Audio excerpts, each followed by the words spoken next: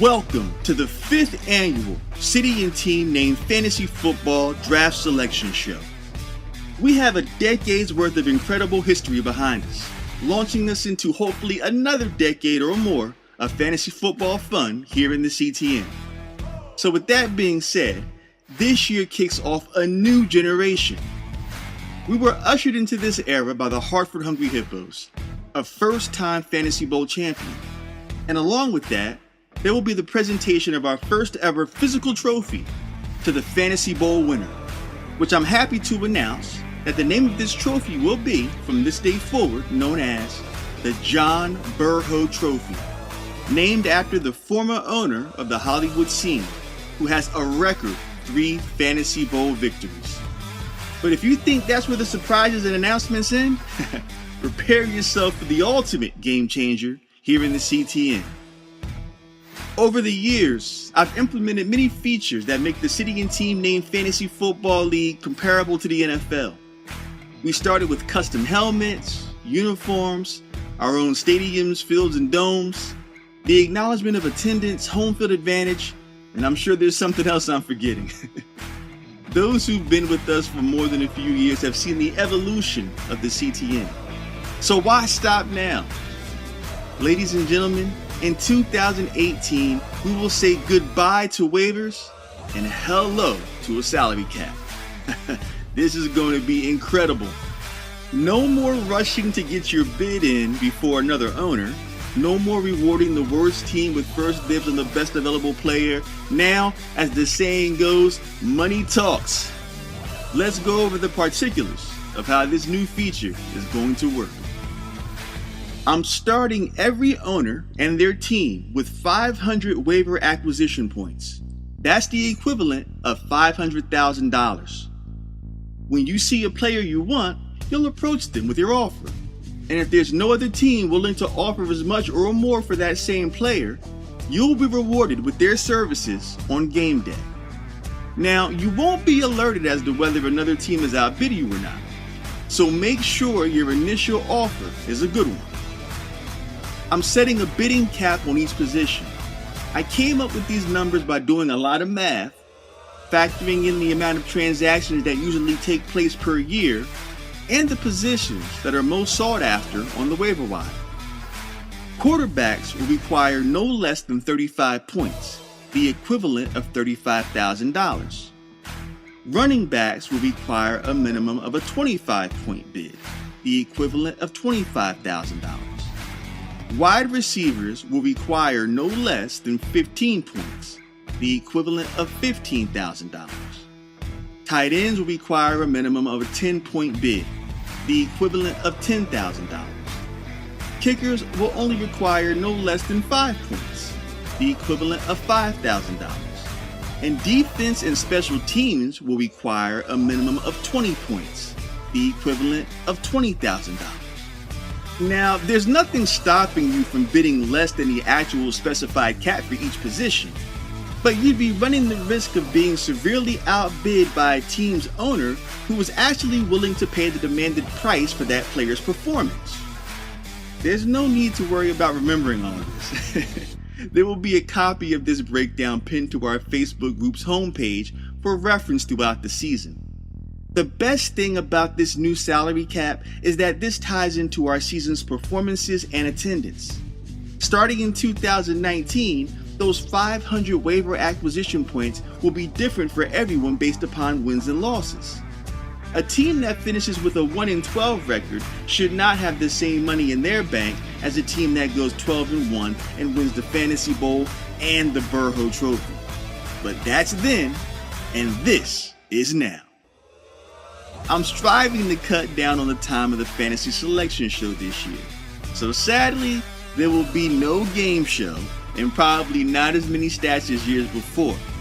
But we'll still have interviews from our owners. And what's a Fantasy Selection Show without correspondence from 96.5 WFFL Fantasy Sports Network? So without further ado, let's make our way to the stage where the commissioner should be momentarily. The fans are excited as expected, and the number one pick is still a mystery due to the fact that the Slayerville North Jackets get to choose whatever pick they'd like after winning the supplemental playoffs.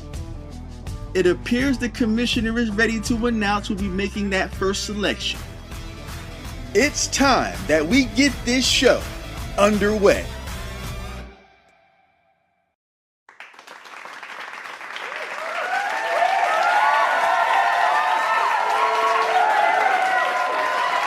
With the first pick in the 2018 City and Team Name Fantasy Football Draft,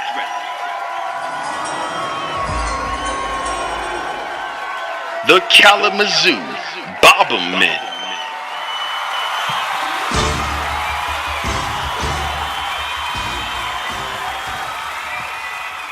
The Bombermen of Kalamazoo were making quite a reputation for themselves as the worst franchise in the history of the CTN, up until last season.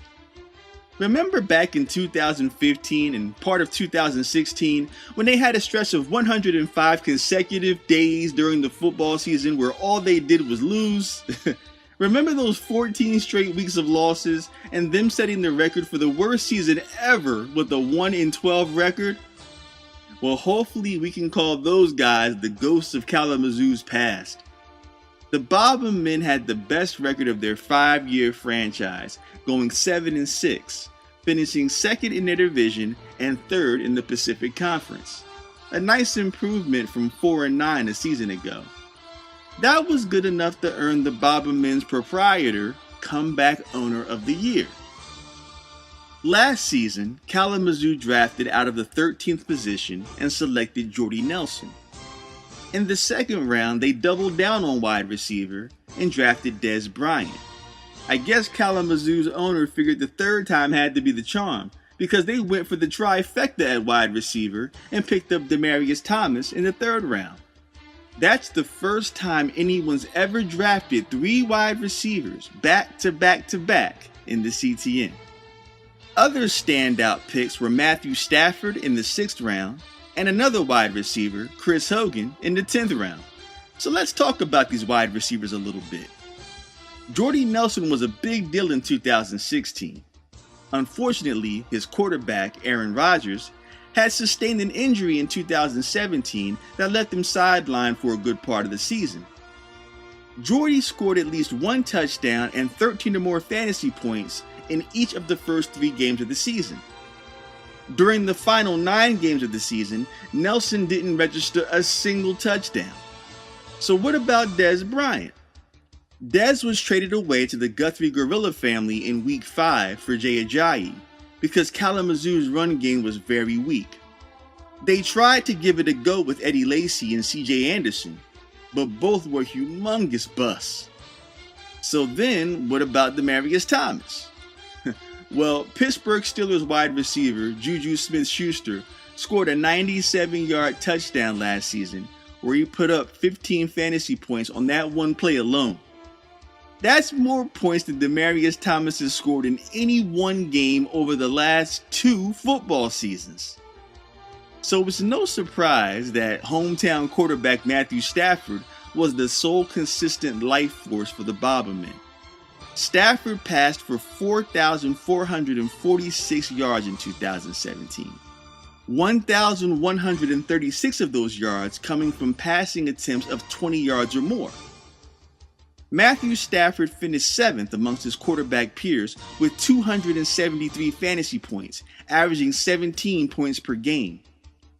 Despite the inconsistencies at key skill positions, the Bobermen made their way to the playoffs for the first time. They even picked up a win in the wild card round over another first-time postseason inclusion, the Los Angeles Dons. Waiting for them in the Pacific Conference Championship game was a familiar face. Resident Conference Championship attendee, the Chi-Town Crushers. Kalamazoo's momentum hit a brick wall when they got slaughtered 160-87. I had a chance to catch up with the Bobermen's owner to find out where he feels his team could have improved last season, and what are his feelings regarding the team that defeated him 2 out of 3 times last season, giving them the boot in the playoffs. Yeah, man, I had 3 or 4 losses that came down to just simply poor lineup choices. So if I do my homework better and tighten up my lineup choices, I got the Division I this year. Chicago ain't got nothing on me. And speaking of Chicago, that second game could have went either way, but I got no excuse for the playoff game. But this season's a totally different story. Ain't nobody in the division safe. It seems Kalamazoo's owner is confident they can make the necessary adjustments that could propel them to a Fantasy Bowl appearance, if not a Fantasy Bowl victory. Time will tell if Chi-Town is just as willing to adapt as their counterparts. Pick number 2 is up. Let's see who the commissioner is announcing as its recipient.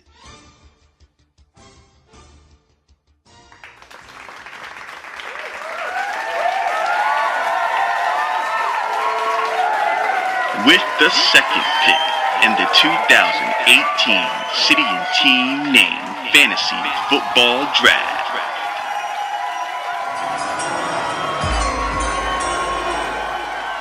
the Croydon Cannibals.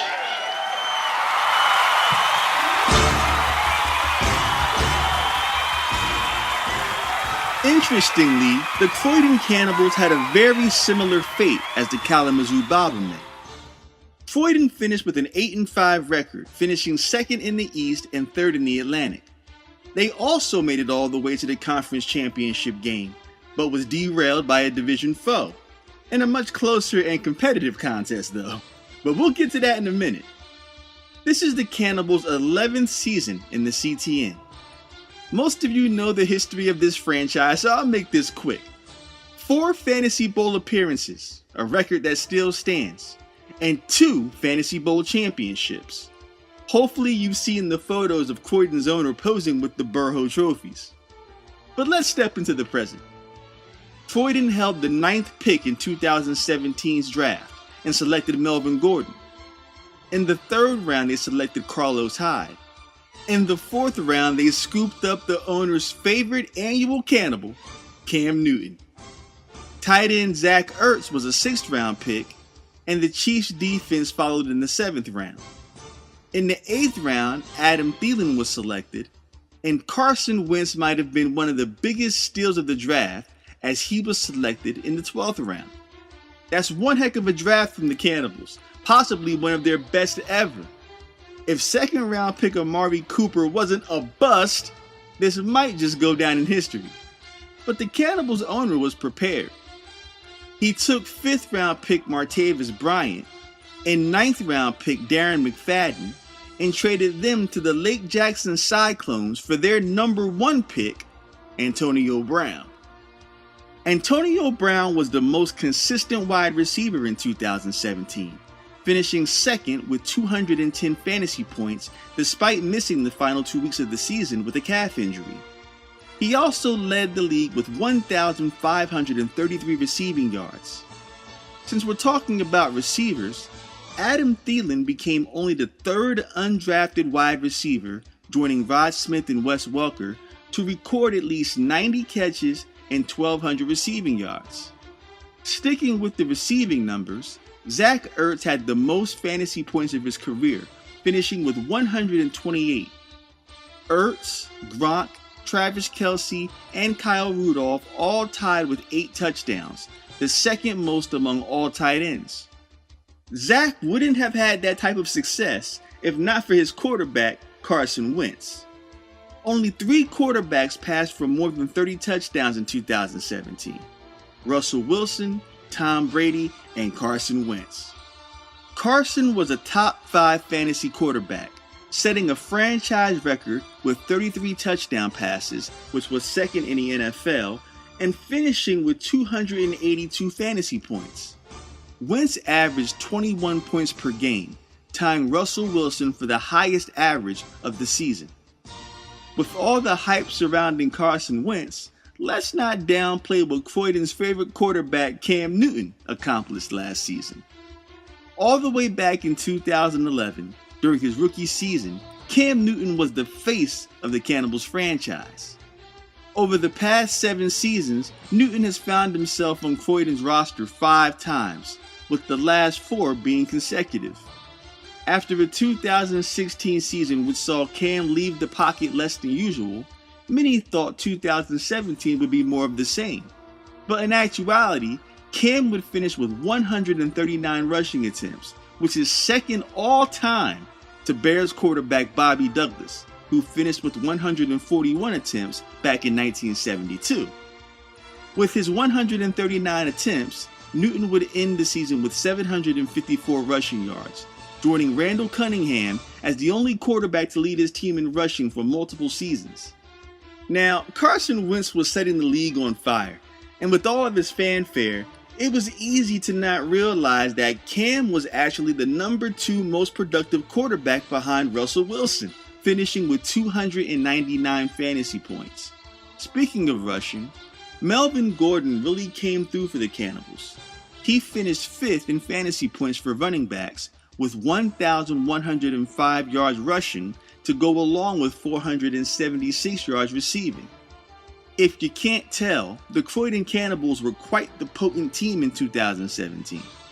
They finished the season as 2017 scoring champions, 2017's most above and beyond award recipients, and after 10 seasons, Croydon's owner finally won the coveted Owner of the Year award. Despite all those accolades, the Cannibals still finished 2nd in the East, conceding the division once again to their rivals, the Hartford Hungry Hippos. Croydon hasn't outright won their division since 2011. So once the playoffs began, they would have to take their impressive show on the road. The Cannibals marched into Lexington and made quick work of the South champions, 140 to 113. On the horizon was a third game against a team that bested them in their division, the Hungry Hippos. Hartford and Croydon had split this series leading up to the conference championship game, with Croydon winning the most recent contest, 133 to 118 at the Amazon back in week 12. The Cannibals had yet to win a game at Hooters Hartford Metrodome, and a fifth Fantasy Bowl appearance wasn't meant to be, as the Hartford Hungry Hippos sent Croydon back to Bucks County empty-handed after a 130 to 122 winnable game. This is the highest the Cannibals have drafted since they held the second overall pick back in 2013, and they selected Doug Martin. That year an injury allowed him to play only 6 games. Let's hope for their sake things turn out better this time around. The commissioner is ready to reveal who's picking at number 3.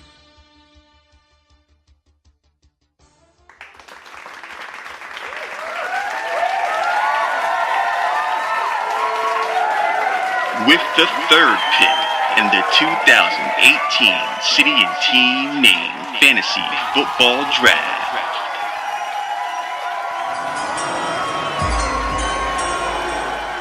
the Lebanon Pioneers.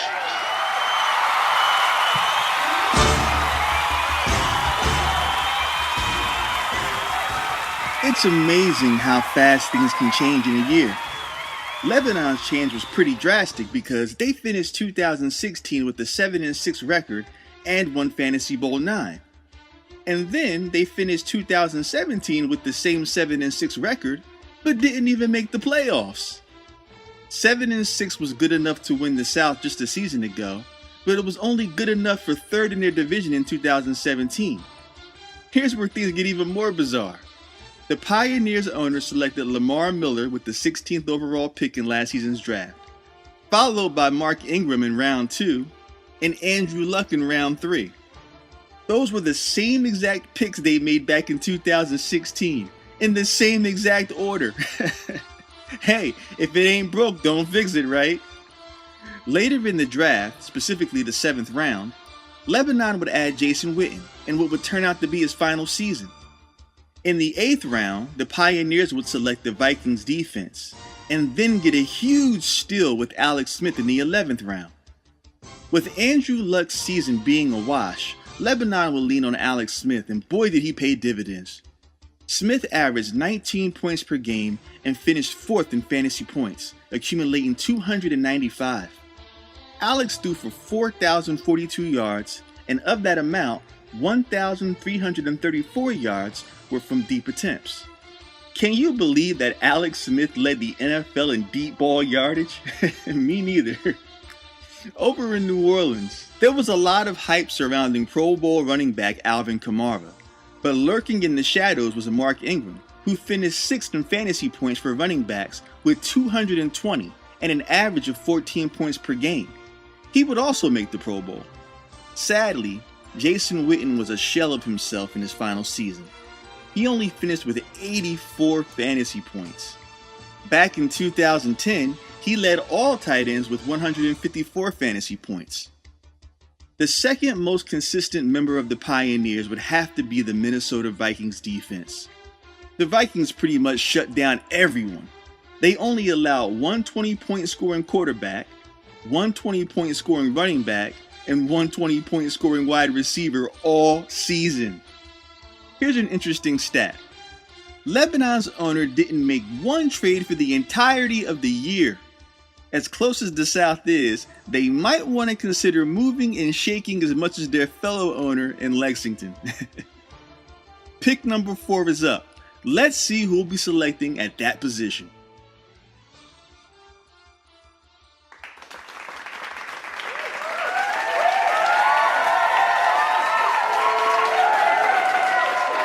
With the 4th pick in the 2018 City and Team Name Fantasy Football Draft, the Slayerville North Jackets.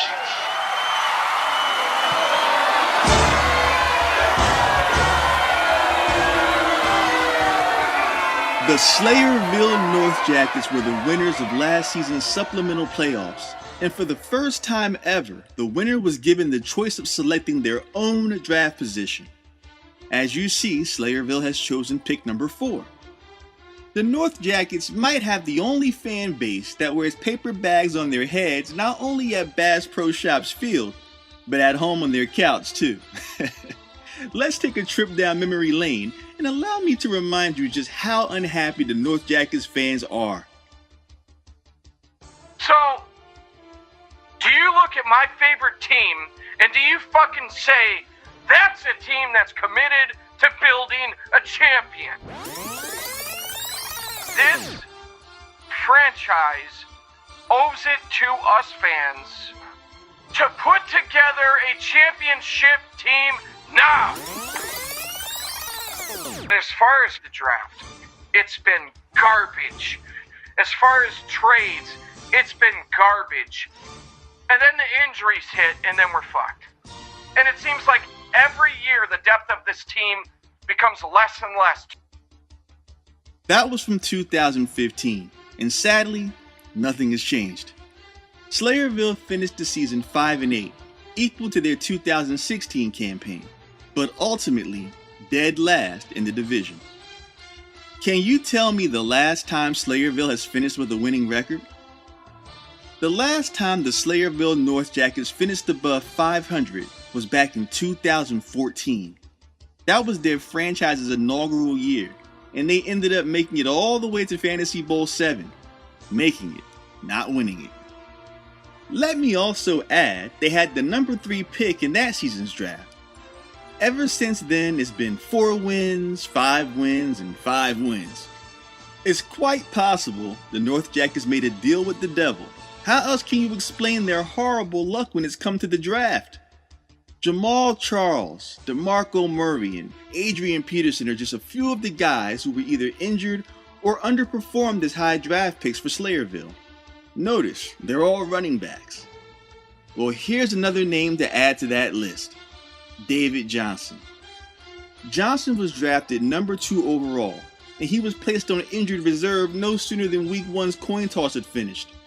This sent Slayerville into a spiral, and a who's who at the running back position ensued. Alvin Kamara, before he became Alvin Kamara, passed through Slayerville. Samaje Perine, Matt Forte, Kerwin Williams, J.D. McKissick, Jalen Richard, Eddie Lacy, Giovanni Bernard, Wayne Gallman, Derrick Henry, and Bilal Powell all were featured running backs for Slayerville at one point during the 2017 season. Here's a look at the North Jackets draft. David Johnson at number 2, Brandon Cooks in the 2nd round, DeAndre Hopkins in round 3, Jarvis Landry in round 4, and the Cardinals defense later on in round 9. By season's end, only Brandon Cooks lasted. We know what happened to Johnson. Hopkins got traded to Chi-Town for Eli Manning and Devontae Parker. Landry was traded to division foe Hartford for LaShawn McCoy, and the Cardinals defense was released by week 7. Let's back up a bit. DeAndre Hopkins and Jarvis Landry were both on the North Jackets, and Alvin Kamara. Hopkins and Landry were the number 1 and number 3 most targeted wide receivers last season, while Kamara was the 3rd most targeted running back in the passing game. Wow! So if there was any positive for Slayerville, I guess it was the addition of LaShawn McCoy, although it came with the price of trading away within the division. McCoy had the 2nd most carries of all running backs with 287. He averaged 12 points per game and finished 7th with 204 fantasy points. More importantly, he managed to stay healthy for Slayerville for his time in the Middlesex County Borough. Whoever Slayerville drafts with the number 4 pick better get some pretty good insurance. That's all I'm saying. The commissioner is approaching the podium. Let's see who'll be selecting at number 5.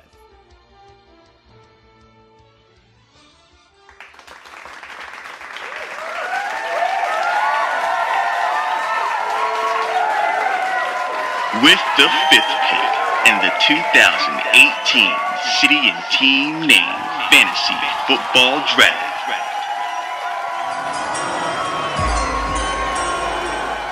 the River City Rage.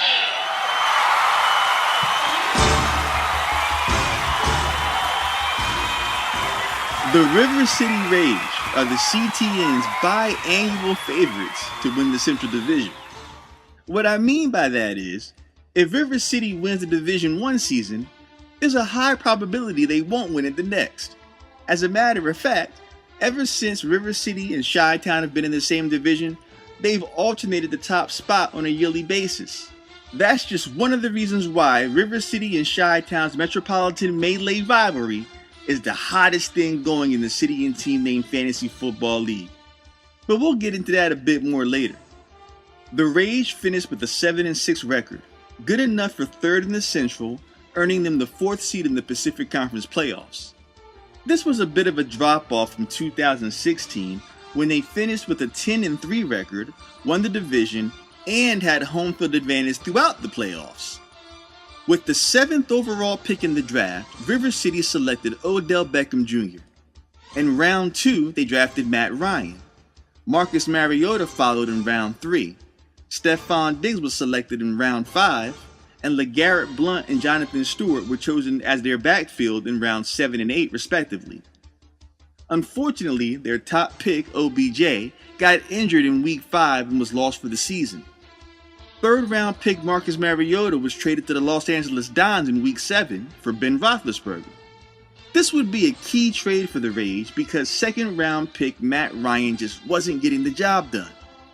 His 20 touchdowns were the lowest since his rookie season, and his 228 fantasy points were the lowest since his 2nd year in the NFL. Matt Ryan scored 120 fantasy points less than he did just a year ago. Now, Ben Roethlisberger wasn't really going crazy or anything when River City traded for him. For those first 6 weeks, Big Ben averaged a total of 12 points per game. Maybe it was the change of scenery or better coaching, but after coming to play at the Dome at America Center, Roethlisberger's average jumped to 20 points per game. This wasn't the Rage's only acquisition that paid off. In week 3, River City signed tight end Jimmy Graham. Jimmy would lead all tight ends with 10 touchdowns, as well as lead the NFL in red zone targets. For all of River City's hits, there were a couple misses too. Stephon Diggs looked like a serious threat early on in the season. In week 1, he put up 21 points, and in week 3, he registered 29 points. Diggs would only see a double-digit scoring output just one more time all season, never surpassing more than 13 points. Then there was LeGarrette Blount. River City got to enjoy Blount's 2016 season, where he shocked everyone by scoring 18 touchdowns, but history didn't repeat itself the following year. LeGarrette only scored 2 touchdowns all season and racked up 99 fantasy points, a far cry from his 225 fantasy points in 2016. Even with the subpar running game and a subpar receiving core, the River City Rage earned the last playoff spot in the Pacific Conference. Waiting for them was a familiar foe, the Chi-Town Crushers. This was going to be their 11th matchup, a record in the CTN. Going into this game, the series was tied at 5 games apiece. They even split during the regular season, with each team winning on their home field. River City would have the misfortune of having to go back to Dick Long Memorial Field, and their season would end 115-101 to their cross-state rivals. Not only do Chi-Town and River City have a great regular season history, but their postseason history is just as rich.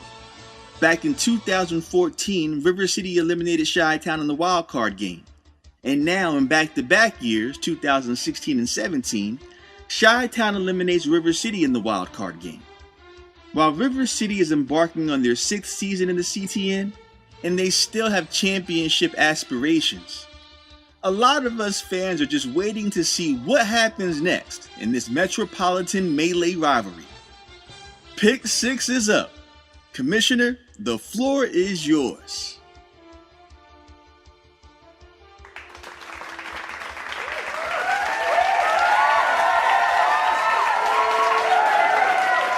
With the 6th pick in the 2018 City and Team Name Fantasy Football Draft,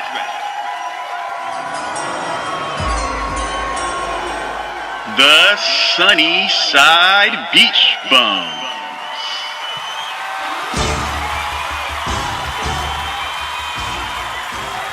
Introducing the first of our 2 new additions to the City and Team Name Fantasy Football League, the Sunnyside Beach Bums. We've had a few teams in the past that's hailed from the Carolinas. The Huntersville Heathens, who moved and became the Savannah Slackers. Yes, both Huntersville and Savannah are located in North Carolina. There were also the Charlotte Queen Bees, and if you've been around long enough, who could forget the Carolina Kingdom Beats? But Sunnyside will be the first team coming to us from South Carolina. As a rookie, expectations for the Beach Bums won't be too lofty. But there was a rookie in the NFL that came to us from South Carolina last season by the name of Deshaun Watson, and he made quite the impression.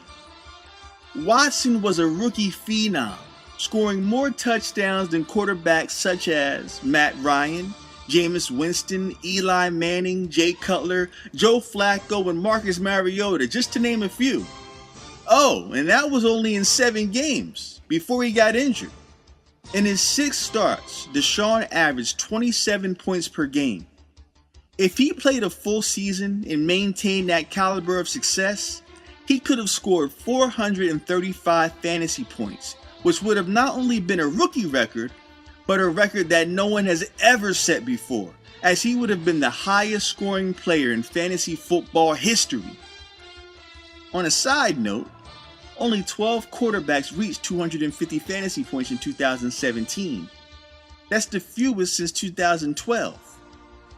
Just a reminder to the Sunnyside Beach Bums, no rookie team has ever won the Burrow Trophy. It's now up to you to defy the odds. The commissioner is taking his place at the podium. Let's send it to the stage for pick number 7.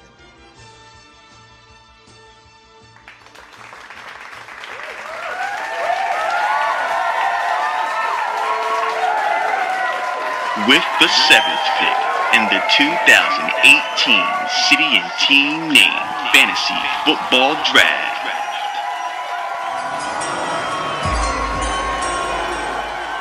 the Guthrie Gorilla Family.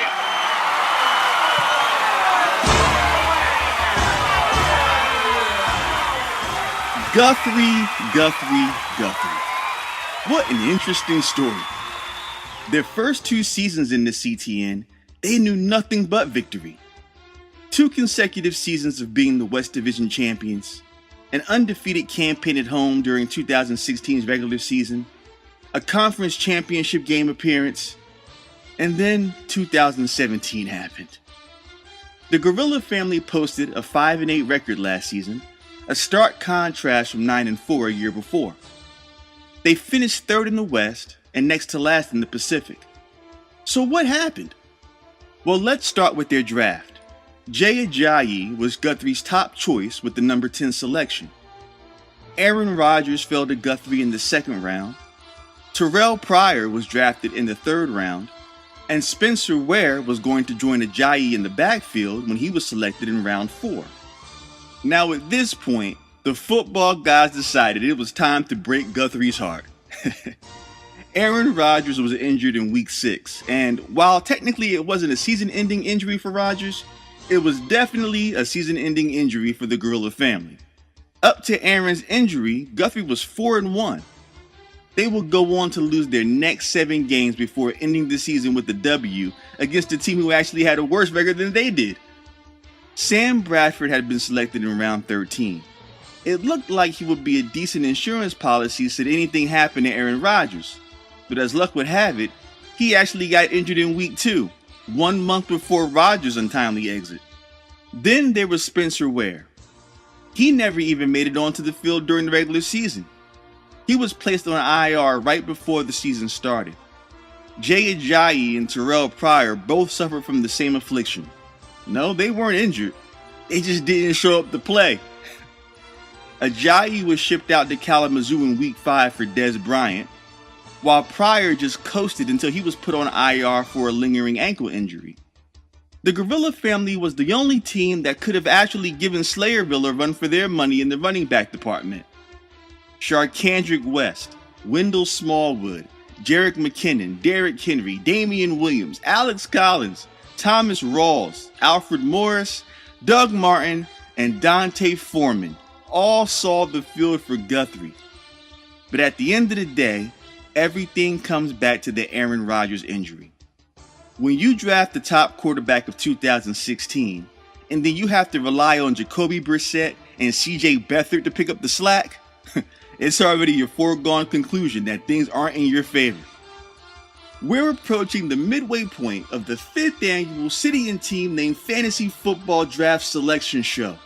So let's see who'll be drafting at number 8 this year.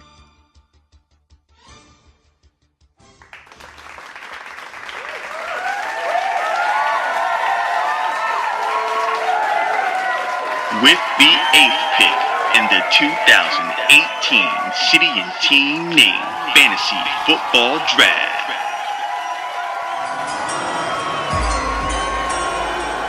the Lexington All-Stars.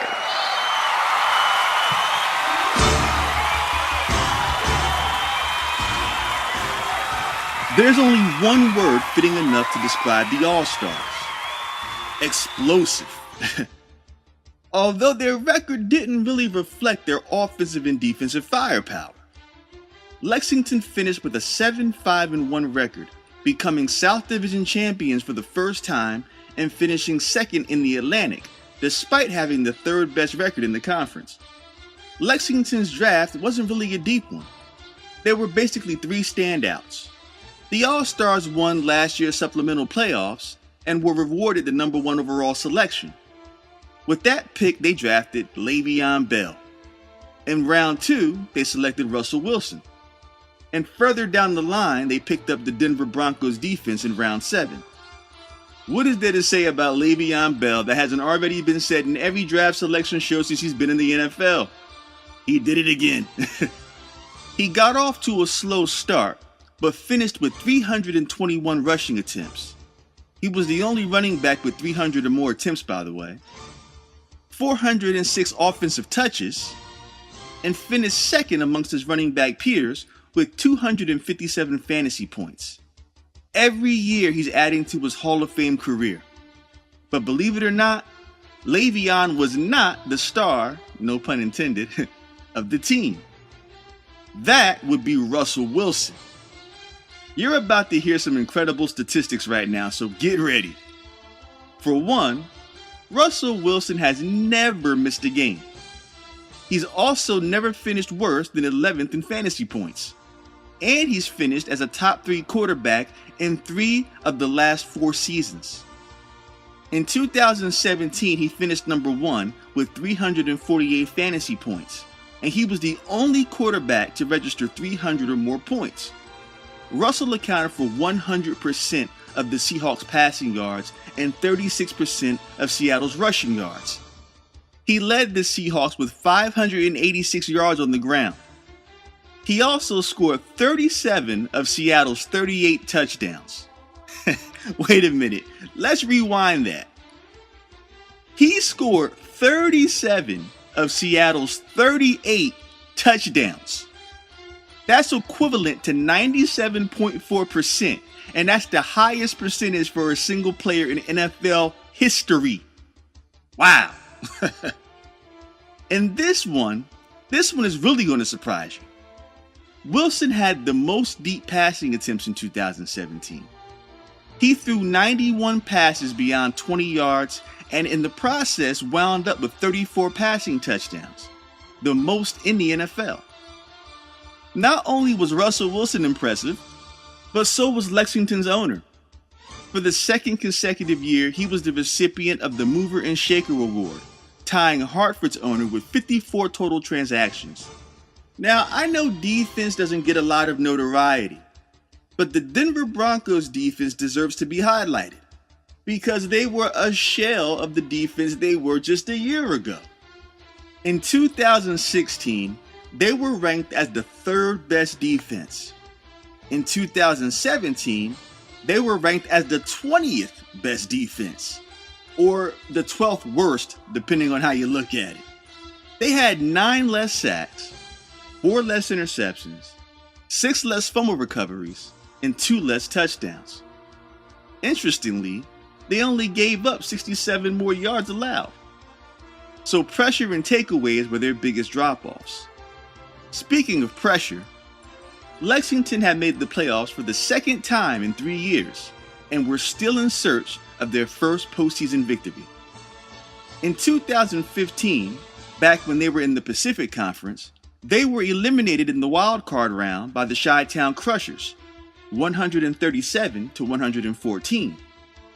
Fast forward 2 years, and even though they were home on their field of blue grass, a place where they finished undefeated with a 5-0-1 record, which helped them earn the There's No Place Like Home award, they met an eerily similar fate as they were eliminated by the Croydon Cannibals by a score of 140-113. It didn't take the All-Stars long to get accustomed to their new conference and division. Now, all they have to do is get their first playoff win under their belt, and maybe the key to that achievement will fall to them at pick number 8. Now, let's see who the commissioner will be announcing to receive pick number 9.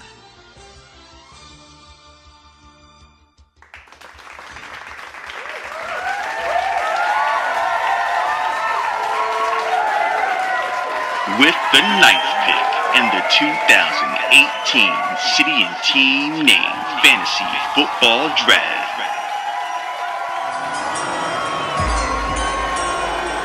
the Eastwood Easy Riders.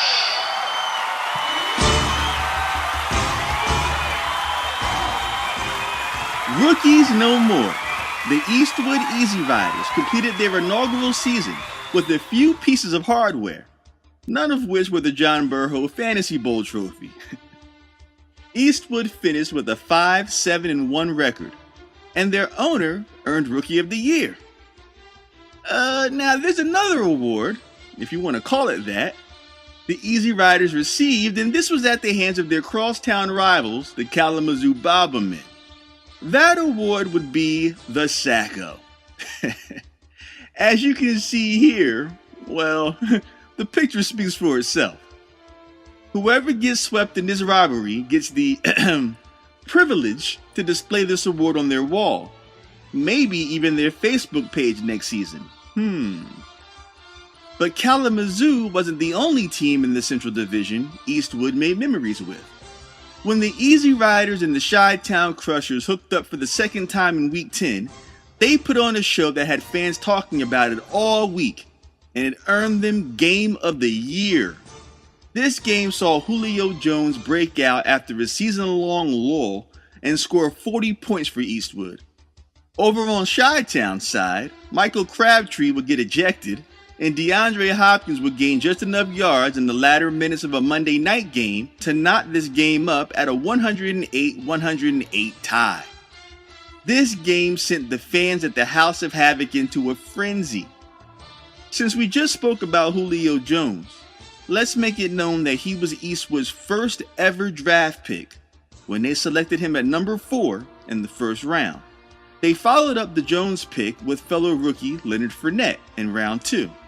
Tyreek Hill was drafted in the 4th round, Kirk Cousins was selected in round 6, and Eric Ebron was drafted in round 7.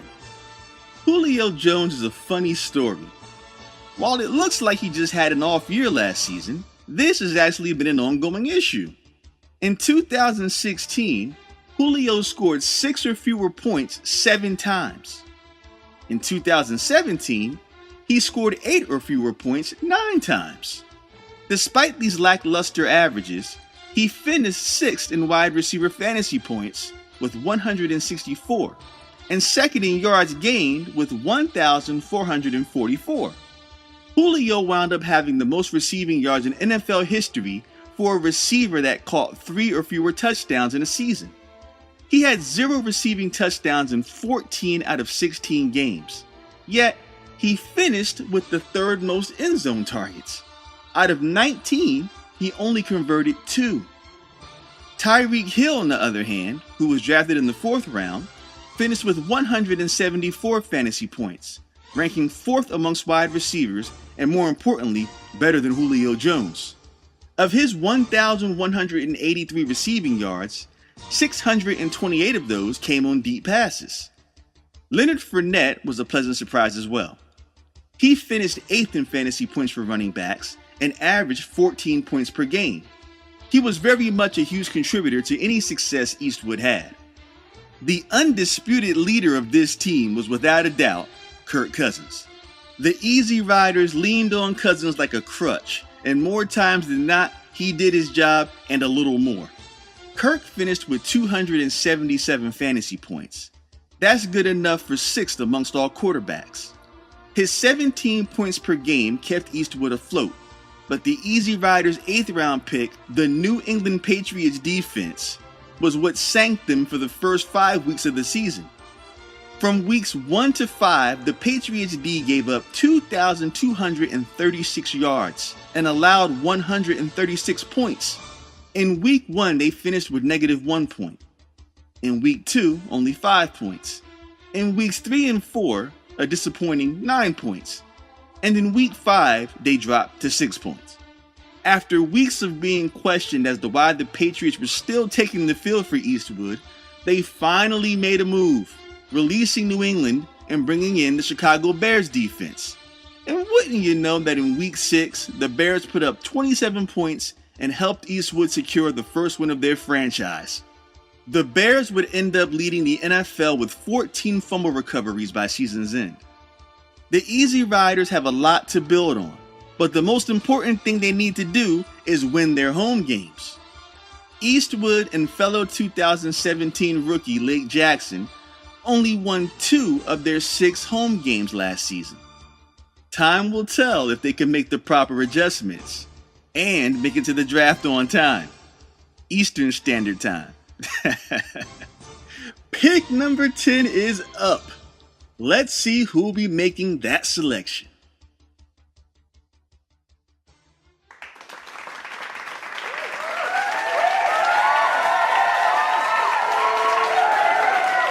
With the 10th pick in the 2018 City and Team Name Fantasy Football Draft,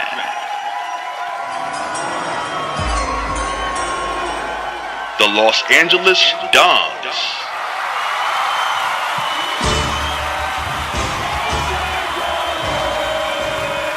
Can you believe it? Can you believe it? I'm about to introduce your West Division champions. No, that's not them. No, that's not them neither. The Los Angeles Dons. That's right. For half a decade, they played second fiddle in the city of Los Angeles. But in 2017, with a 7-6 record, they finally put their stamp on the division and the Pacific Conference. The Dons improved from a 3-9-1 record in 2016, and their 7 wins last season is a franchise record. Every win Los Angeles received was earned because nothing came easy for the Dons over their 13-week schedule. Starting with the draft, they selected Mike Evans with the 11th overall pick. In round 2, they selected T.Y. Hilton. Los Angeles' owner took a chance on Joe Mixon in round 3. Then they drafted Sammy Watkins in the 4th round, followed by Dalvin Cook in round 5, Ben Roethlisberger in round 7, and Stephen Gostkowski in round 8. Rookie Dalvin Cook was showing a lot of promise right up until he was lost for the season in week 4 with an injury. The Dons' first round pick, Mike Evans, was wildly inconsistent. He had as many games with 7 or less fantasy points as he had double-digit performances. At no time did he ever reach 16 points in a game in 2017. Yet he was ranked the number 1 fantasy receiver at the end of 2016.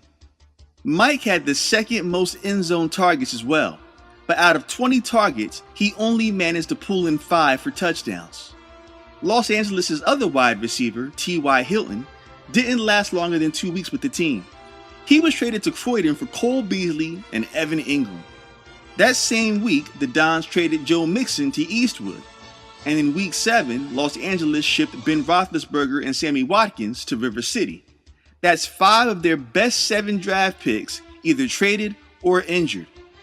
8th round pick Stephen Gostkowski would prove to be their best, most productive selection. He generated more points than some skill players. Gostkowski finished second behind Greg Zuerlein in fantasy points with 164. That's more points than all but 3 wide receivers and every tight end. And he showed off his leg by kicking a 62-yard field goal, the longest of any field goal all season. Let's look at some of Los Angeles' acquisitions, starting with rookie tight end Evan Ingram. Evan finished 5th in fantasy points for tight ends with 109.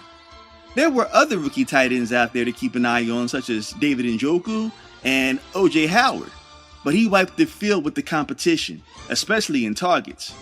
Njoku was targeted 60 times. Howard was targeted only 39 times, while Evan Ingram received 115 targets. One stat I'm sure Ingram doesn't want to lead his fellow tight ends in is drops. He had the most of any tight end with 11. With the trading of Ben Roethlisberger, Los Angeles would need a quarterback. In Week 4, the West Jordan pile drivers finally had enough of Andy Dalton and his shaky start to the season. Dalton posted 0 touchdowns and 4 interceptions over that time. Wouldn't you know, as soon as Andy joined the Los Angeles Dons, he erupted for 35 points. The job was basically his to lose after that performance. And then there was the issue of finding a replacement for Dalvin Cook. The solution didn't come quickly, but by Week 11, Los Angeles found rookie Jamal Williams, and he produced sufficiently for the Dons.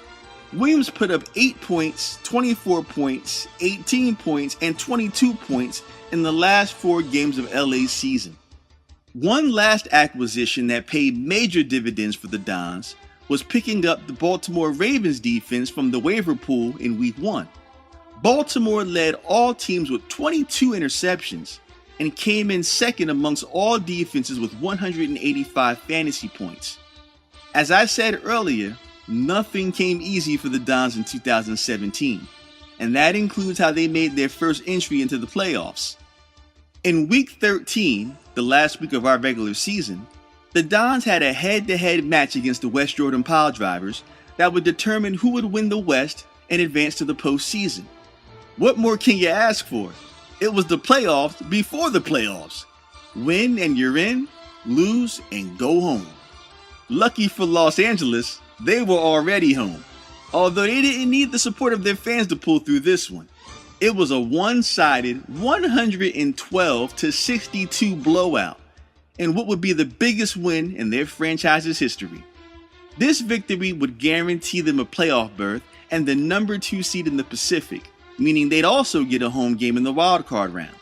And for the record, Andy Dalton got his revenge against his former team in the process, putting up 22 points on the pile drivers. The following week, it was a showdown between 2 first-time playoff teams. Kalamazoo would come to Los Angeles and stop the Dons dead in their tracks, 82-75. This may or may not make Los Angeles feel any better, but this game was winnable had they arranged their lineup a little differently. That's how close the Dons came to their first playoff victory. But here's where things get interesting. All of this newfound success has come to the Dons while they were the sole team in the land of sunshine and opportunity. In 2018, not only will they be sharing the Golden State, but they'll be once again sharing their backyard with a new team, the Long Beach Drive. Fans are already choosing sides, and both owners have spoken out to give the fans some incentive as to why they should choose either team as the number 1 team in the City of Angels. As you can see, the Dons owner even spoke to reporter Tyler Miles of the Los Angeles Times and released this statement. Last year, we finally got over the hump and into the playoffs. What a year it was. I want to let it be known that Hollywood didn't pass the torch to us, we took it. But that's not enough. The Dons want more. The Dons are hungry for greatness. The championship is on our minds. As for the Long Beach Drive, I welcome them to my division. Just call me the welcoming committee. The owner seems like a nice guy, but when it's game time, all that is put aside. All the focus is on defending the Dons' crown as kings of the West. They don't have the heart, the fire, or the experience that we possess. Anyone who tries to take ours will be conquered. If you're a fan of Los Angeles football and you are trying to decide why you should stay with the Dons, it's like what mom and pop say. Always go with the sure thing. We don't know if Long Beach is the real deal or just another flash in the pan who ends up being a footnote in my story to success. They have to prove themselves. They better be ready. This is only the beginning of the domination of the Dons. Count on it. Wow. Not one to mince words, the Los Angeles Dons owner then doubled down on those statements, filming a video of himself that he requested be aired on tonight's draft selection show. Let's take a listen and look at his comments. Attention CTN West, this is your champion speaking. Just want to give a little welcoming to the Long Beach Drive, the newest team in the division. Long Beach, war has begun. Get ready. I'm not sure if there's ever been a more anticipated first meeting between two teams, and we haven't even heard what Long Beach's owner has said yet. When they step on the field, somebody's going to win and somebody's going to lose. But ultimately, the real winners are the CTN fans that get to watch this unfold. Let's move along to pick number 11, where the commissioner is waiting to unveil its recipient.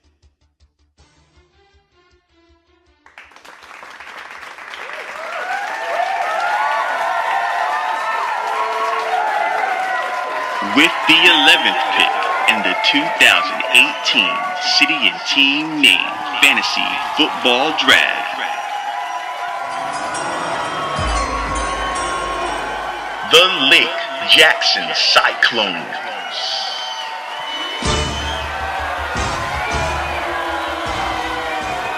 For every team that comes in first place, sadly, there has to be a team to come in last. Lake Jackson cemented their claim as the worst team of 2017 by earning a record of 3-10. Now, sometimes you can make losing look graceful, and other times you can make losing look like the Cyclones did. Lake Jackson ended the season on a 6-game losing streak and losing 10 of their last 11 games. There's only one team this type of ugliness can be compared to. And sorry, Kalamazoo, but it's the Bombermen. At their worst, they lost a record-setting 14 straight games. They also lost 17 out of 18 games at one point. Another achievement Lake Jackson should be careful not to match or supersede. The Cyclones do hold a record that no other team has set before. They became the very first team to not score 100 points in an entire season. In Week 1, the inaugural game of their franchise, they would score 99 points and never top that effort for the rest of the year. Why were the Cyclones so bad? This shouldn't take too long to answer. Let's start with the draft, and I want you to pay very close attention. They selected Antonio Brown with the 3rd overall pick, Jimmy Graham in the 2nd round, kicker Justin Tucker in the 3rd round, Dak Prescott in round 4, kicker, no, this is not deja vu, Dan Bailey in round 5, additional tight ends Martellus Bennett and Antonio Gates in round 7 and 8, the Rams defense in round 11, Tavon Austin in round 12, and the Jags defense in round 13. Now from here, the Cyclones needed help at running back because the draft. They traded Antonio Brown to the Croydon Cannibals for Darren McFadden and Martavis Bryant.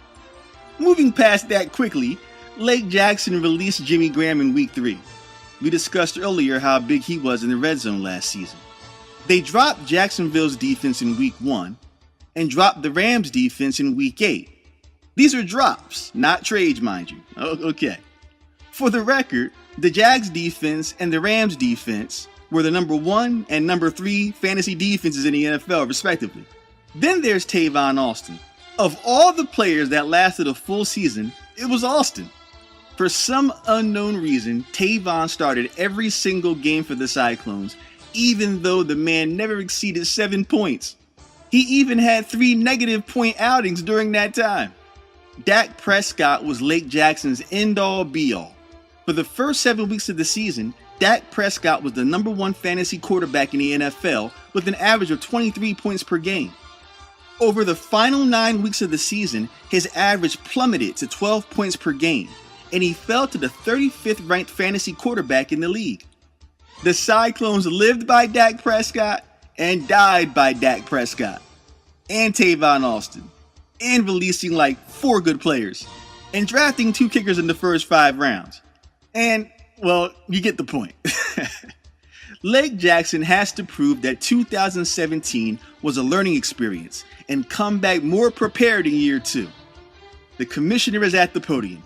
Let's send it to him and find out who will be selecting at pick number 12.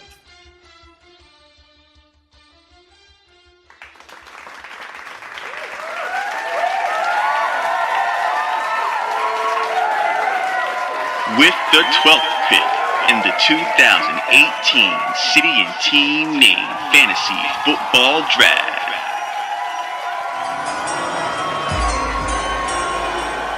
the Palm Beach Elitists.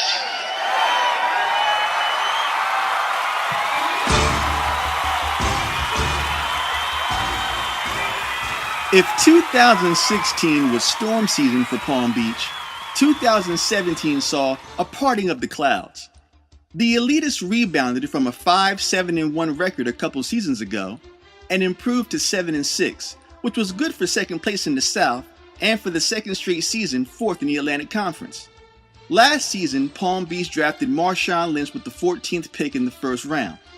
They selected Tom Brady in round 2, Davante Adams in round 3, the Steelers defense in round 4, and kicker Chris Boswell in round 9. Marshawn Lynch had a decent season considering he'd just come out of retirement. 891 yards, 7 touchdowns, and 19th in fantasy points. Like I said, decent, but not really first round worthy. When you add in the fact their other running back was 6th round pick James White, who never scored a rushing touchdown or exceeded 9 points all season, it was an uphill climb for Palm Beach's backfield. Wide receiver Davante Adams finished with 885 receiving yards, which is quite an accomplishment considering Aaron Rodgers wasn't the quarterback throwing him the ball for a majority of the season. Believe it or not, he only had 4 less targets in 2017 than in 2016, and only 1 less reception. Adams was ranked 12th in fantasy points for wide receivers in 2016. In 2017, he was ranked 7th. Only 2 receivers recorded 10 or more receiving touchdowns last season, DeAndre Hopkins and Davante Adams. That's the fewest since 1990 when Jerry Rice and Andre Rison accomplished that feat. Outside of Davante's performance, wide receiver and running back were a major issue for Palm Beach. Tom Brady, Pittsburgh's defense, and Chris Boswell were the Elitists. The Steelers D improved from 15th to 11th in 2017, although they scored no defensive touchdowns all season. Chris Boswell emerged as the 4th killer bee alongside Big Ben, Bell, and Brown for the Pittsburgh Steelers. He converted 35 out of 38 of his field goal attempts and scored 150 fantasy points. And of course, last but not least, there's Tom Brady. Brady led the league with 4,577 passing yards. At age 40, he finished with 296 fantasy points. Brady will obviously be 41 years old in 2018, and no quarterback other than Warren Moon has exceeded 175 fantasy points at that age. Barring injury, which we know can happen at any given time, it's safe to say Tom Brady should be setting a record this upcoming season. Now, a record Palm Beach would like to set is securing their first postseason victory. The Elitists managed to capture their final playoff spot in the Atlantic Conference for the second consecutive year. Yes, they made the playoffs at 5-7-1 in 2016. And as luck would have it, they'd faced the same exact team that eliminated them a year prior, the Hartford Hungry Hippos. In 2016, Palm Beach was simply outmatched and got destroyed by Hartford 140-56. 2017 was an opportunity for redemption. They had actually met back in Week 10, and the Elitists got a bit of revenge when they won 98-77, but that game was at Thur's Barbecue Stadium. The playoff rematch was a return to the scene of the original crime for Palm Beach, and unfortunately, the Elitists got assaulted once again by the hands of the Hungry Hippos, this time in a little less embarrassing of a contest, 113-86. Palm Beach has shown they know how to get into the playoffs, but now, in their 6th season, the fans are becoming impatient, and they want to see their team get beyond the wild card round. Making it just isn't going to cut it anymore. And if the Elitists don't show growth soon, their supporters might start to become vocal. One thing is for sure, Palm Beach's owner is a class act, and he was rewarded for all of his efforts last season when he won the Most Contributive Award, which is given to the owner that is most present throughout the season and makes it a point to make the CTN a more inclusive environment. On behalf of the entire CTN, we'd like to thank him for all he's done, and I hope others out there strive to match all the time and energy he's put forth going forward. Pick 13 is about to be revealed. Let's send it down to the commissioner.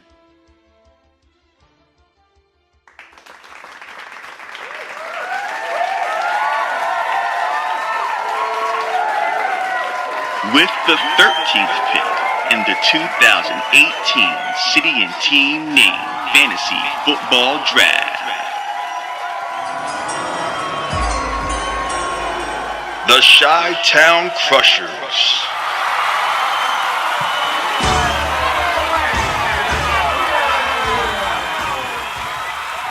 Well, speaking of supporters becoming vocal, the Chi-Town Crushers have to have one of the most vocal fan bases in the CTN. Who can forget Marquise's 96.5 WFFL Fantasy Sports Network rant from last season? Nobody is questioning whether Chi-Town is a good team. I mean, for every season they've been in the City and Team Name Fantasy Football League, they've been a playoff team, and they've continuously gotten better and better. That includes 2 Pacific Conference championships. But what's better than making it to a Fantasy Bowl? Winning a Fantasy Bowl. And on back-to-back occasions, they've proven they just can't get it done. The Crushers finished with an odd 8-3-2 record. They went 4-1-2 on the road, which earned them the Road Warrior Award in 2017. Pretty fitting considering how they ended the 2016 postseason by defeating both their opponents on the road before advancing to Fantasy Bowl 9. They would win the Central Division, making them a 3-time division champion in their 5 seasons as a franchise.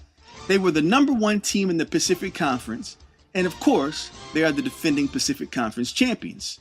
There's been no team more consistent than the Chi-Town Crushers in the first 10 years of the CTN. They even owned the best record of the last 5 years, as they went 11-2 back in 2013, their rookie year.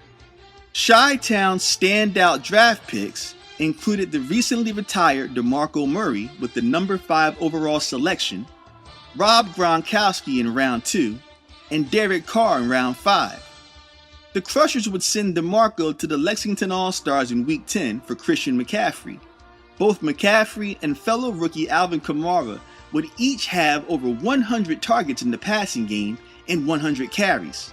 They're only the second and third rookies to accomplish this feat since Reggie Bush. In 97 NFL seasons, Reggie Bush was the only rookie to record 80 or more receptions. Both McCaffrey and Kamara reached that mark, and on top of that, they even had more receptions than 2017's first-round wide receivers, Corey Davis, Mike Williams, and John Ross, combined. To join Christian McCaffrey in the backfield was Devontae Freeman, who they acquired from Woodbury in Week 5. Remember just a couple picks ago when I mentioned how Lake Jackson released the number 1 and number 3 defenses for nothing in return? Well, Chi-Town was the beneficiary. They picked up Jacksonville's defense in Week 2 and the Rams' defense in Week 8. The Jags D led all defenses in the NFL with 203 fantasy points and 7 defensive touchdowns. They were the only defense to surpass 200 points. The Rams were the third best defense with 162 fantasy points, and led all teams with 3 special teams touchdowns. At quarterback, the Crushers had Derek Carr and Eli Manning. That is, until they traded Eli Manning to the Slayerville North Jackets and stole away DeAndre Hopkins. As mentioned earlier, Hopkins was the #1 targeted receiver of 2017 with 174 balls thrown his way. That's about 11 targets per game. He was the only wide receiver to have 1,000 receiving yards and at least 10 touchdowns last season. Hopkins led all receivers with 13 touchdowns. And it's kind of a no-brainer that he'd lead all receivers in fantasy points with 214. Slayerville definitely let a diamond slip through their grasp. Now, let's add Rob Gronkowski to that mix. Gronk led all tight ends with 158 fantasy points, 1,084 yards, and set an NFL fantasy record for tight ends with an 11-point per game average. For the second straight year, the tight end position has been dreadful.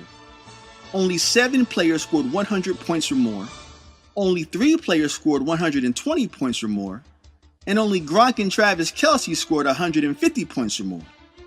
Now let's jump back to quarterback for a second, because we spoke about how Chi-Town traded Eli Manning, so that left Derek Carr. And then in week 8, they picked up Jared Goff. Carr and Goff became a dual threat.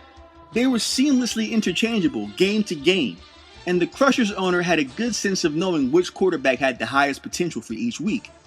Then, Chi-Town's advantageous owner got the jump on Aaron Rodgers, who had suffered what looked like a season-ending injury, but word of his return was imminent. Rodgers wouldn't officially return until the conference championship game. But let's not get ahead of ourselves. Chi-Town would enter the playoffs for the 5th consecutive season, this time with home field advantage throughout. The first team to field the dick were their rivals, the River City Rage. Chi-Town would take a 6-5 series advantage over the Rage, as DeAndre Hopkins' 24 points helped lead them to a 115-101 victory. Then, news broke that Aaron Rodgers would be active the following week, and the Crushers wasted no time throwing him into their lineup. In the conference championship game, they would meet another division foe, the Kalamazoo Bombermen. Chi-Town made easy work of Kalamazoo. It was a 160-87 thrashing.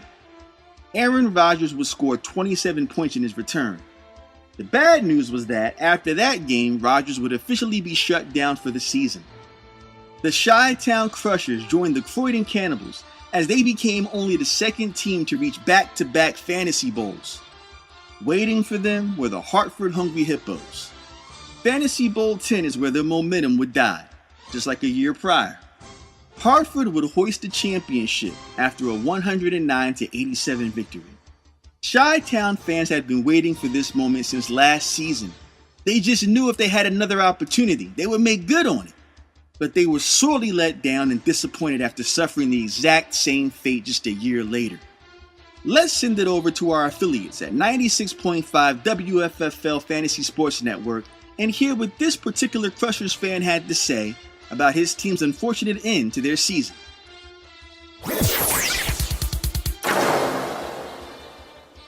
For my fellow fans, this is the last we will speak of this. But be encouraged with all that you hear. This has been like a gut punch. It's like streaming a film that is getting a momentous climax on Netflix and your feed is eternally stuck on buffering. It's a bad feeling and there was nothing any of us fans could do about it. It's like someone dies.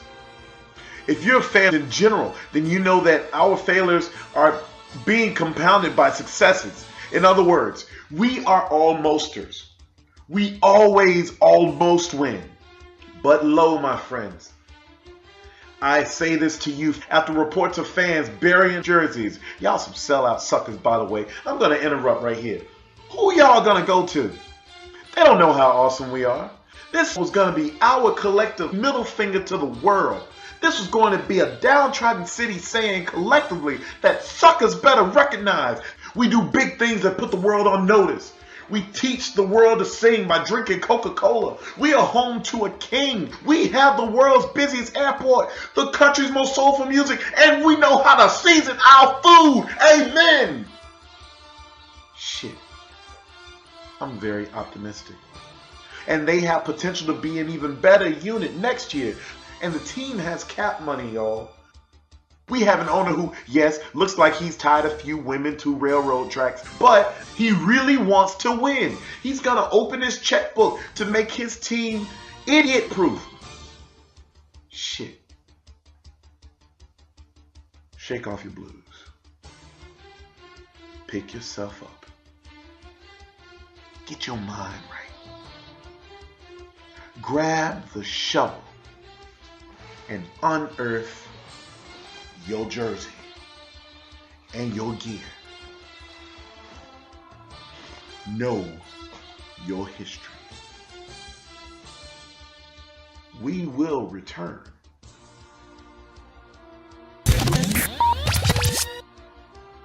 That was definitely a more positive outlook than what we heard last season. But there are many fans that are calling out Chi-Town's owner. They're wondering why we haven't heard from him. They want to know what his feelings are. They want an explanation. Questions are arising as to whether he's built to win the big game. Comparisons are being made to the Buffalo Bills of the NFL. We caught up with Chi-Town's owner, and this is what he had to say about all of those insinuations. Staying consistent is key. Since I entered the league, I've always produced competitive teams. So the fans are typically happy at the end of the season. It's heartbreak since I haven't won a championship. But I know in order to keep fans and produce new fans, at some point we're going to have to win championships and bring championships to this great city. Cool, calm, and collected. It doesn't seem like he's sweating the pressure. As a matter of fact, it doesn't seem like he's sweating at all. It sounds like he might be poolside with a cold drink and a couple Cabana boys fanning him off. I hope for the fans' sake that Chi-Town hasn't lost their edge and isn't just resting on the fact that they know they'll generate good revenue on playoff appearances. 2018 will be a very revealing year for the Crushers. 13 picks down and only 3 to go. Pick number 14 is up. Let's see who the commissioner reveals at this draft position.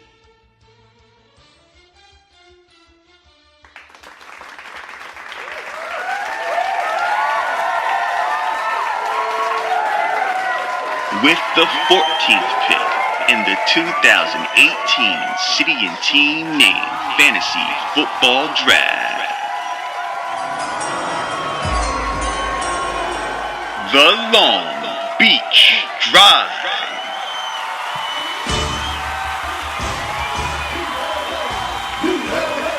It's a great day to be a football fan in California. The Long Beach Drive have officially joined the CTN. As was mentioned before, no rookie has ever won the Fantasy Bowl. So if either the Beach Bums of Sunnyside or the Drive of Long Beach pull off that feat, it would be quite the surprise. Speaking of surprises, here's a few statistics from last season that might raise a few eyebrows. The NFL is a passing league these days, right? Well, NFL teams threw the football 57.6% of the time. That percentage is the lowest since 2011. Between 2013 and 2016, there was an average of 810 touchdown passes thrown per season. There were 741 touchdown passes thrown in 2017, the fewest since 2010. And this stat I found to be the most interesting. 14 different running backs had 50 or more receptions in 2017, the most in a single season since 1995. Now, back to Long Beach. You've already heard the owner of the Los Angeles Dons let it be known where he stands when it comes to sharing the division and the city with the Drive. But let's hear a few words from Long Beach's owner regarding what should be expected from them in their inaugural season. Hello there, fellow owners, and welcome to the Year of the Drive.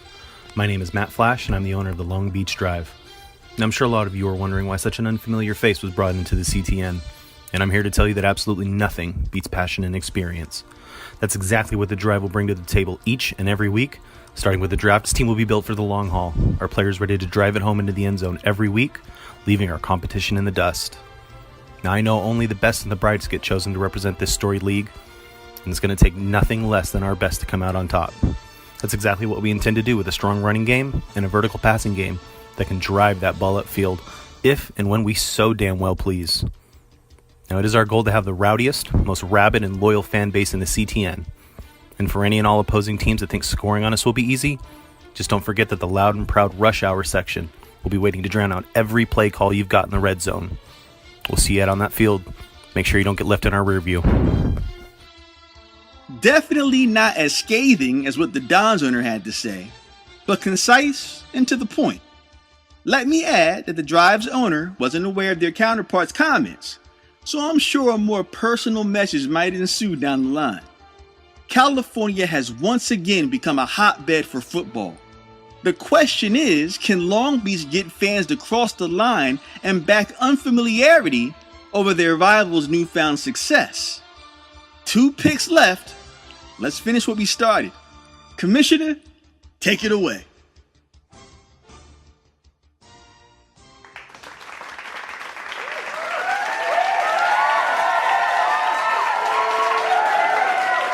With the 15th pick in the 2018 City and Team Name Fantasy Football Draft, the Woodbury Walking Dead.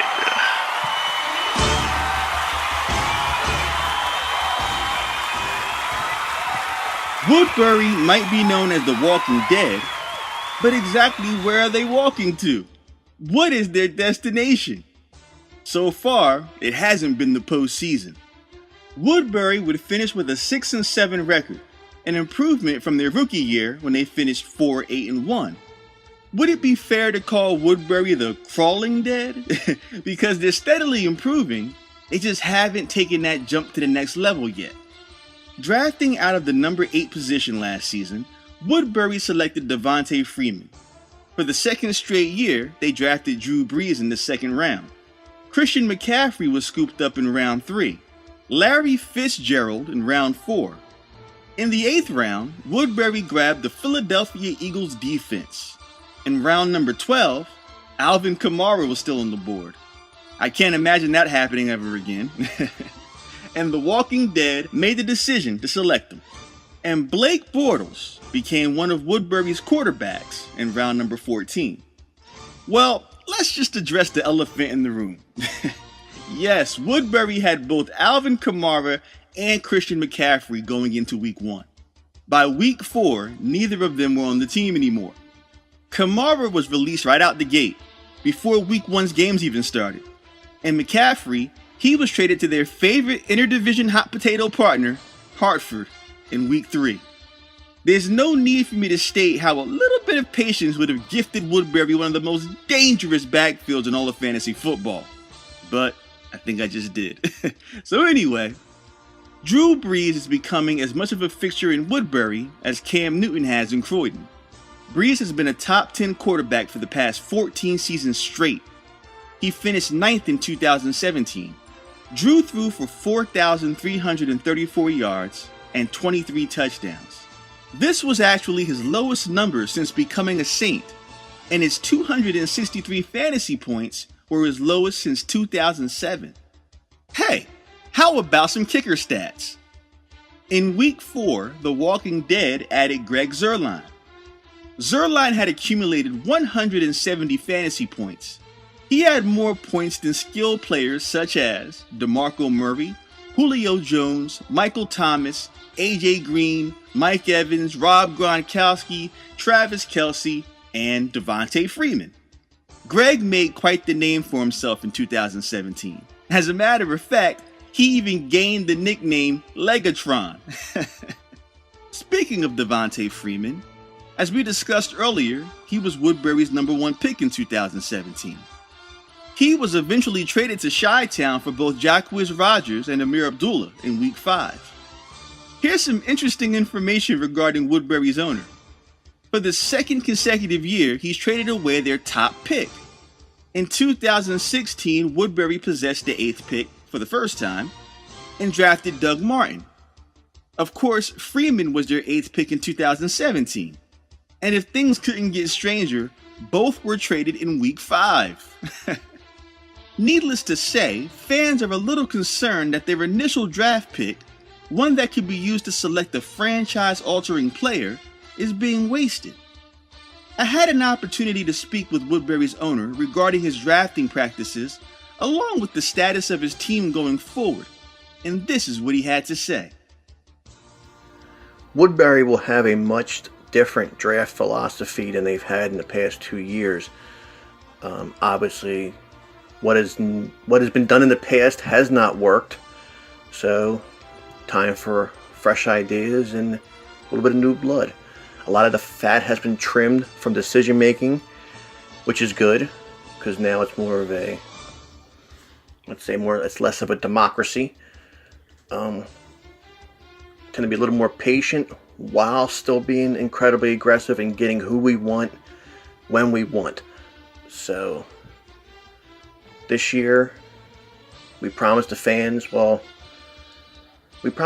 not just making the playoffs, but pretty much going all the way, because it only matters if you win the last game of the season anyway. There's no trophies for second place, or maybe there are, but there's definitely no participation trophies, at least not in my mind. We're going to go out there pretty much to win. Nothing else will stand in our way. No distractions, basically just no distractions. That was a very insightful look into the Walking Dead's brain trust. It would lead one to believe that there was a little internal conflict in the past, but according to their owner, that's no longer an issue. And did you hear that promise that was made? Whoa! Making that type of guarantee definitely makes for an amazing soundbite, but should they not come through on that proclamation, the fans might stage a revolt. The East is not a division to take lightly, especially with 2 Fantasy Bowl champions now residing in it. All eyes will be on Woodbury and which direction they'll be walking in 2018. This is it, the final draft reveal of 2018, and we all know who this belongs to. So let's not keep their introduction waiting. For the final time, Mr. Commissioner, please make the announcement.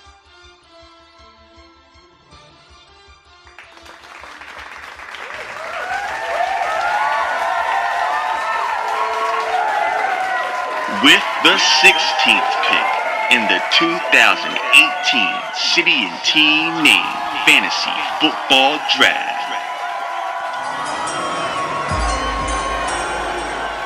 the Hartford Hungry Hippos.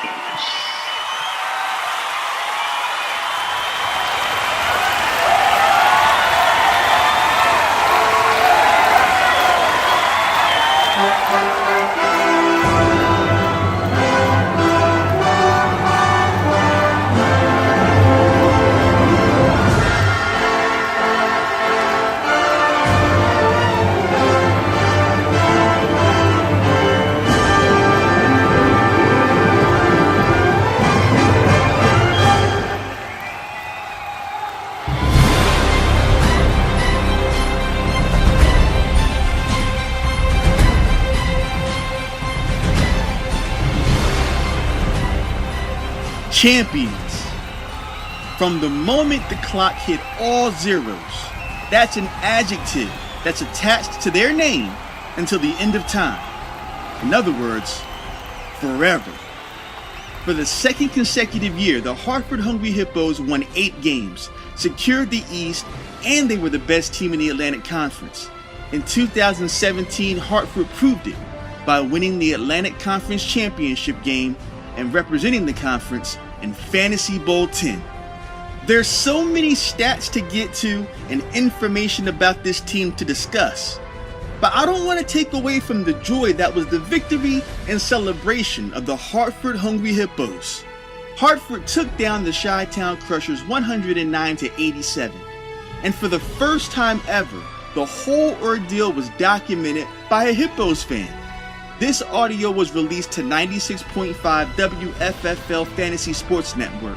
So let's send it out to them and hear the magical adventure this fan got to experience as his Hungry Hippos won Fantasy Bowl 10.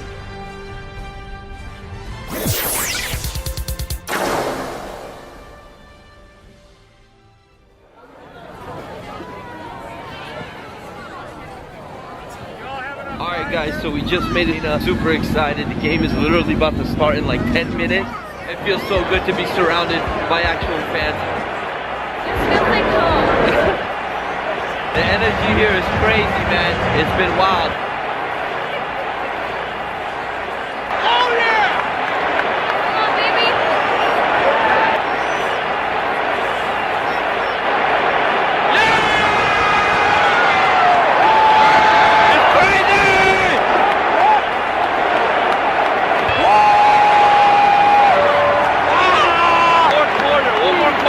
Until they win the championship. Oh my God, 2 minutes left. Let's go! Let's go! 1 minute! We win the championship! Let's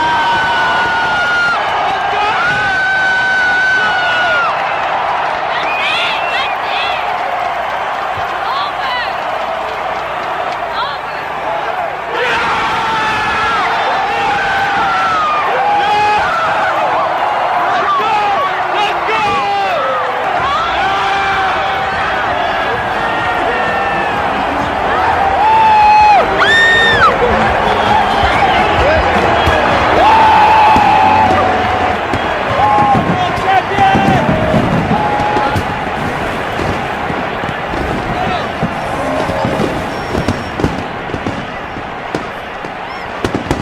So the celebration has started already.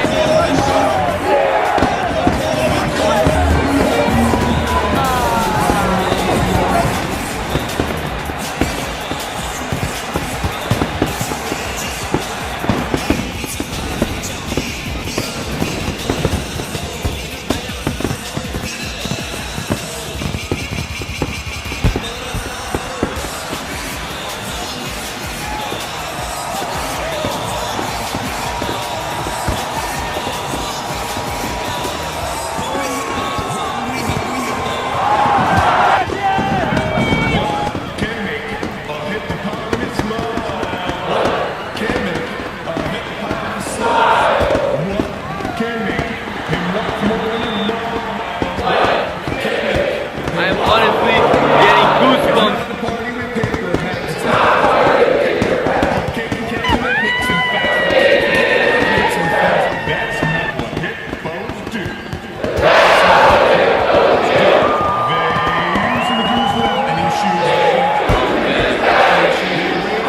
They got something special for sure. That's what Hippos do. That's what Hippos do.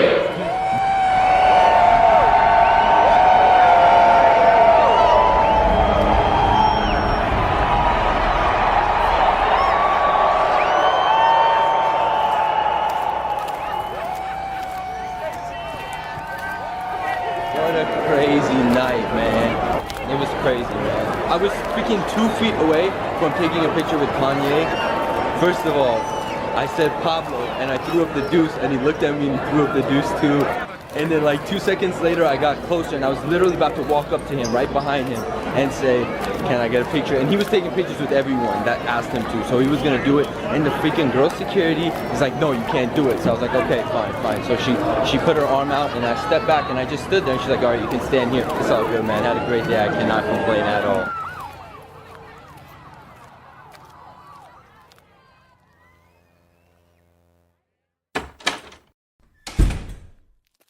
So I'm back at the crib now. First things first, it was a crazy experience, something that I'll never forget. I used to buy tickets to go to the game sitting in the nosebleeds for like $15, and now nosebleeds go for like $400 or $500. It just shows you how the team has definitely turned around as an organization and become a top team in the league and a top attraction. It's just great to see the city doing great things. It's great succeeding in the playoffs. It was amazing to actually witness the ceremony and see them actually win. It really does mean the world to me to be able able to take you guys and put you in my shoes and let you experience the experience that I'm experiencing. That's 3 experiences in 1 sentence.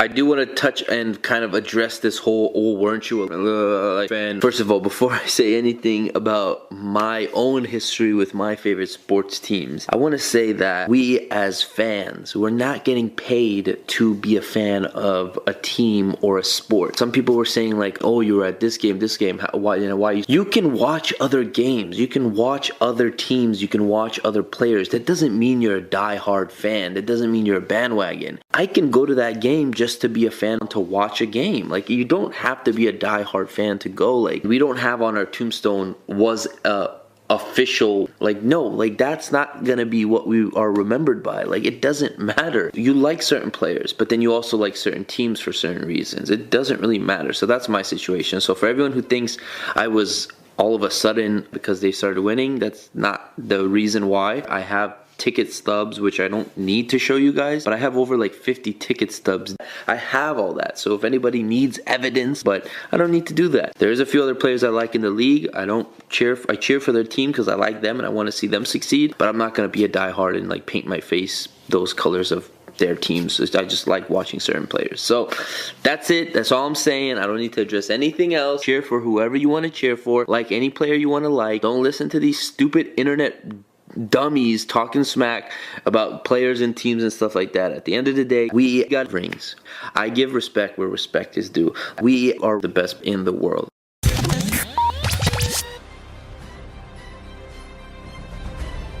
That's gotta be one of the most incredible things I've ever heard. The sheer joy and excitement and happiness. Some teams never get to experience that. There's been over 40 franchises in the CTN and only 7 champions. That's a lot to put into perspective. So let's take a look at how this team became one of those 7 immortals.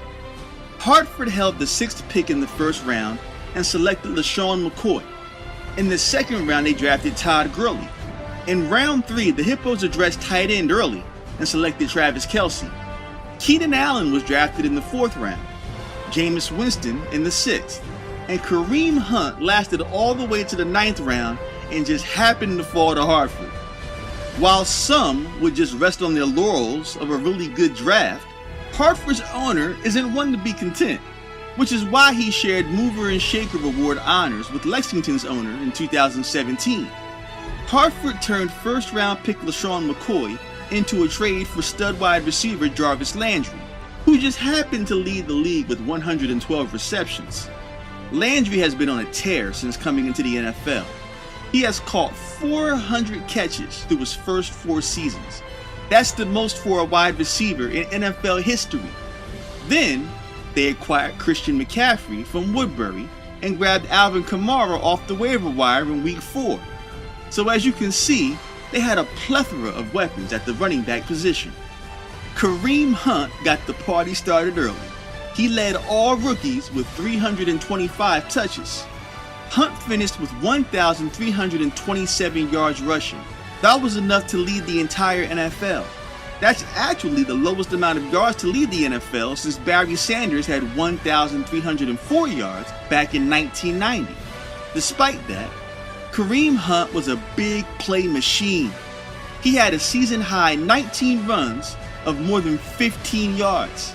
But something happened down the stretch that saw him hit a bit of a dry spell, which is why he finished 3rd amongst his peers with 242 fantasy points.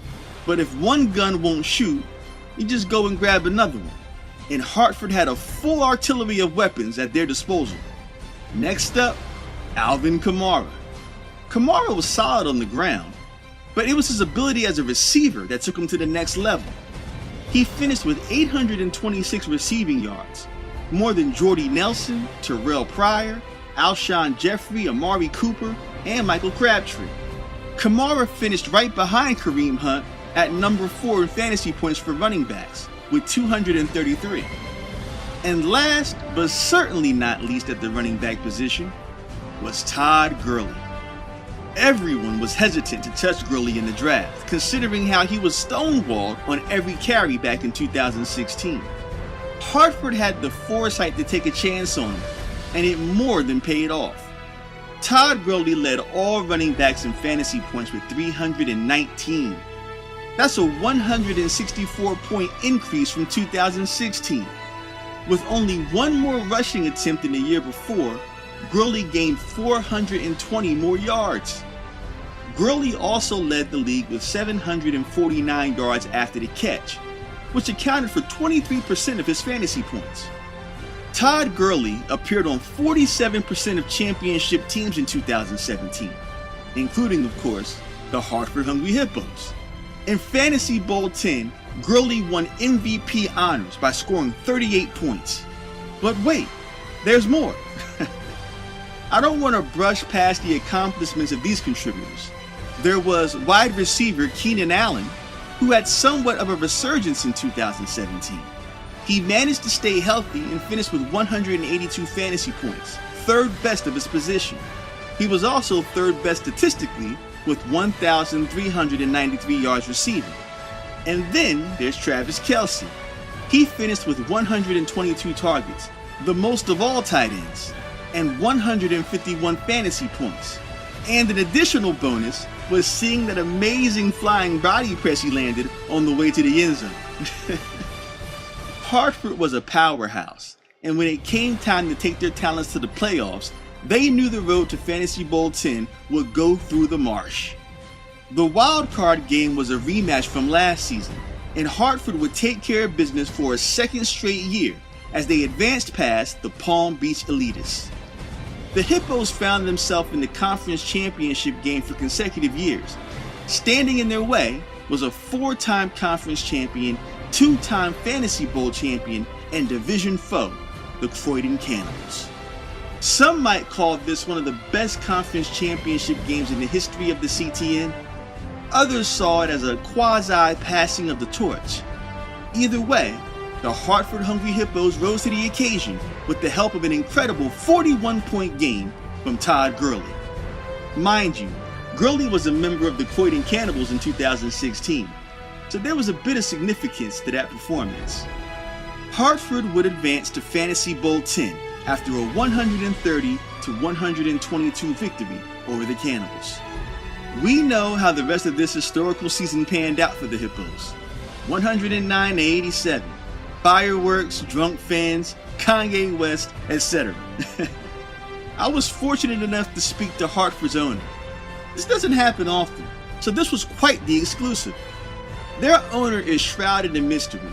Some even go as far as to say he puts spells on the teams he goes against, and his friendly demeanor is just a covert tactic to Pearl Harbor his opponents.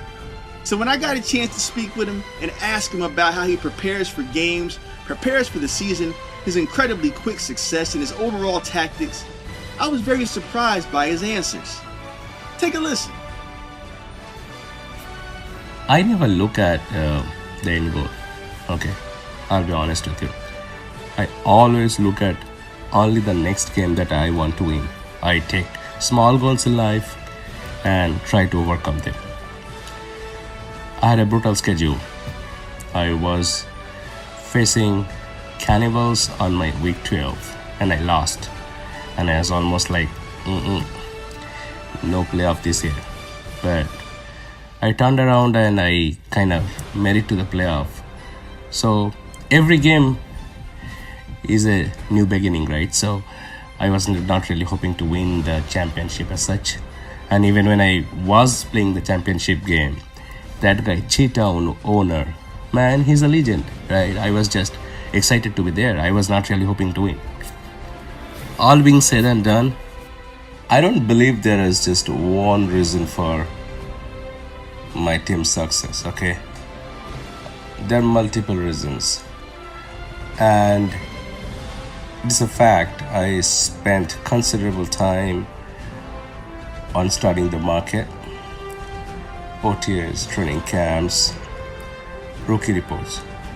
They gave me good details, and I really did a lot of planning on my draft, and I was able to pull a good draft, and I took some risk, and then I pulled some trades to mitigate those risks. So overall, I think it was a pretty good year. Honestly, I was lucky too. 95% it was plain and simple luck. That being said, I think what happened is past, man. Forget it. Nobody knows what will happen this year. So, move on. I'm happy I won last year, but I'm hungry for next year. So let's bring it on, man. I'm ready for it. Such amazingly humble answers. But don't take Hartford lightly, because when it's time to play the game, they are what they say they are, and that's hungry. The Hippos fan base grew exponentially during the regular season. The addition of 2,958 fans earned Hartford's owner the 2017 Fan Favorite Award. I'm sure there'll be plenty of front-runners hitching their wagons to Hartford to begin the 2018 season, with hopes, of course, that the Hartford Hungry Hippos can become the very first team in city and team name history to repeat as Fantasy Bowl champions.